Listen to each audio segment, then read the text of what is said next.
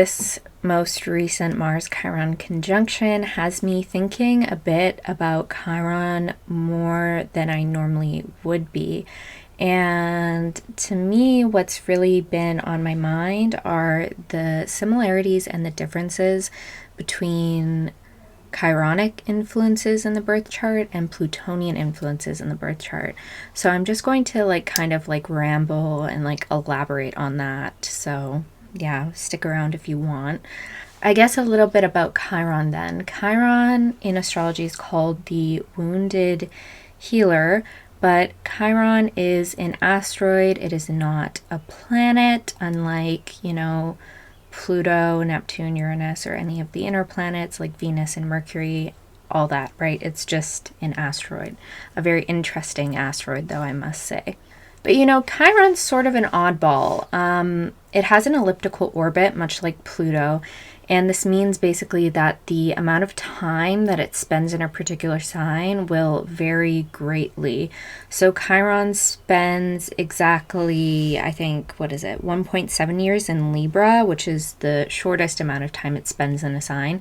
But then it spends 8.3 years in Aries, which is the longest amount of time that it spends in a sign.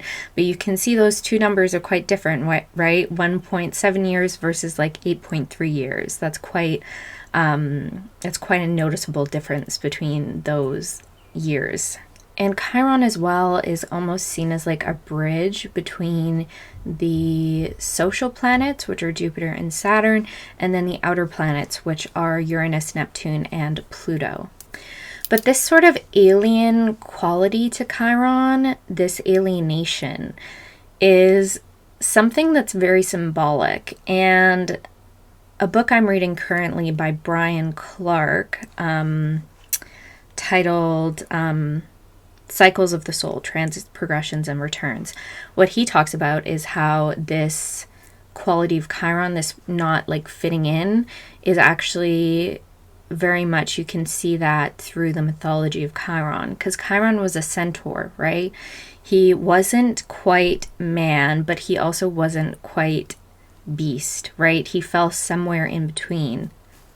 And so for me, it's always been a little bit difficult to distinguish between Chiron and Pluto, because in my own chart, the two influences are very intermingled. I have Chiron in the fourth in Scorpio, conjunct the traditional ruler of Scorpio, which is Mars. But then roughly 10 degrees away, I have Pluto in the fifth house in Sagittarius, Pluto being that modern ruler of that Chiron in Scorpio, right? So the two influences, or even the three influences, the Mars energy, the Chiron, and the Pluto, those all kind of mesh together in my chart, and I can have trouble kind of seeing the archetypal distinctions between those planets, right? But what I'm kind of realizing is that Pluto specifically is more indicative, at least in my opinion, of extreme traumatic events, right? So I'm talking things like SA, CSA, domestic violence, being involved in a cult, even things like that. Really dark, really taboo, really extreme life experiences are symbolized by Plutonian influences. And for me, because Chiron and Pluto are very intermingled in my chart, and I do think they are intermingled in quite a lot of other people's charts as well, but for me, I always automatically assume that those really extreme traumatic experiences are common for everyone. And I don't necessarily think that that's the case. In my opinion, Chironic influences are actually more universal. And to me, Chiron really represents this feeling of I'm never going to be good enough, right? It's almost like this dark black void in whatever house it's in your chart, and it's just kind of sitting there, and it's this imperceptible feeling that you can't get a hold of, you can't touch it, right? And it feels like no matter what you do, you're never going to be good enough in that area of your chart that Chiron is in, right? So like for me, for example, my Chiron's in the 4th, and I always feel like I'm never going to be good enough for my family, right? You might have your Chiron in the 10th, right? You might feel like you're never going to be good enough when it comes to your career, right? Or you could have Chiron in the 3rd, and maybe you feel like you're never going to be able to communicate well enough for people, right? Or you're never going to be able to connect with people, right? And I think a lot of times on this app and on other apps, people in spiritual spaces really like to talk a lot about love and light, healing, ascension, right? All of these things. And, that's great. I love that for you.